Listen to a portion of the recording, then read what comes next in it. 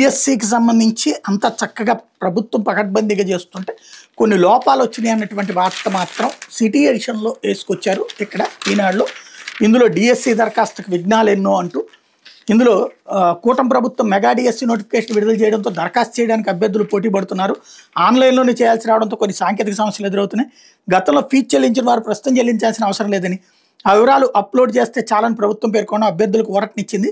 గతంలో చెల్లించిన ఫీజు వివరాలు ప్రస్తుతం డిస్ప్లే కాకపోవడం అభ్యర్థులకు తలపుగా మారి ఈ ఫీజు వివరాలు సరిపోలితేనే దరఖాస్తు ప్రక్రియలో తర్వాత ఆప్షన్కి వెళ్తుంది. ఆ వివరాలు కనిపించక మంగళవారం దరఖాస్తు చేయలేకపోయానని తాడికొండకు చెందిన వెంకట్రావు ఆవేదన చెందారు. దరఖాస్తు చేయడానికి అంతర్జాల కేంద్రానికి వెళ్ళానని, పేరు విద్యార్థుల వివరాలు బాగా నమోదయ్యాయని, ఫీజు ఉన్న చోట గతంలో చెల్లించిన వివరాల కోసం ఎంత అయితే ప్రయత్నించినా డిస్ప్లే కాలేదని చెప్పారు. వివరాలు ఎక్కడ ఉంటాయో విద్యాశాఖ అధికారులను సంప్రదించగా తమకు తెలియదని వాళ్ళు చెప్పారన్నారు. అభ్యర్థుల సందేహాలు నివృత్తి చేయకి సహాయ కేంద్రం ఏర్పాటు చేయలేదు. మెథడాలజీ ఐచ్ఛికం ఇచ్చుకోవడానికి ఇబ్బందిగా ఉందని లాంగ్వేజ్ అభ్యర్థులు చెప్పారు. తెలుగు పండిట్ కోర్సు చేసిన రాజేశ్వరరావు దరఖాస్తు చేయడానికి అంతర్జాల కేంద్రానికి వెళ్తే మెథడాలజీ తెలుగుకు బదులుగా తమిళం చూపుతోందని, ఆ సమస్యను అధిగమించడానికి 15 నిమిషాల సమయం పట్టిందని, పదే క్లిక్ కొట్టాక ఆ మెథడాలజీ చూపుతోందని చెప్పుకొచ్చారు. ఆన్లైన్లో కనిపించిన ఫీజు చెల్లింపు వివరాలు, కుల ధృవీకరణ పత్రాలు కూడా ఇక్కట్లేనట్టు రిజర్వేషన్ కేటగిరీ అభ్యర్థులు కుల ధృవీకరణ పత్రాలు అప్లోడ్ చేయాలి.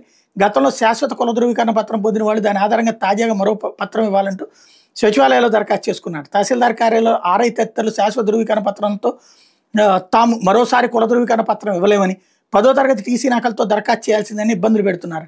ఇలాగైతే తమకు సకాలంలో పత్రాలు అందమని అభ్యర్థులు ఆందోళన చెందుతున్నారు.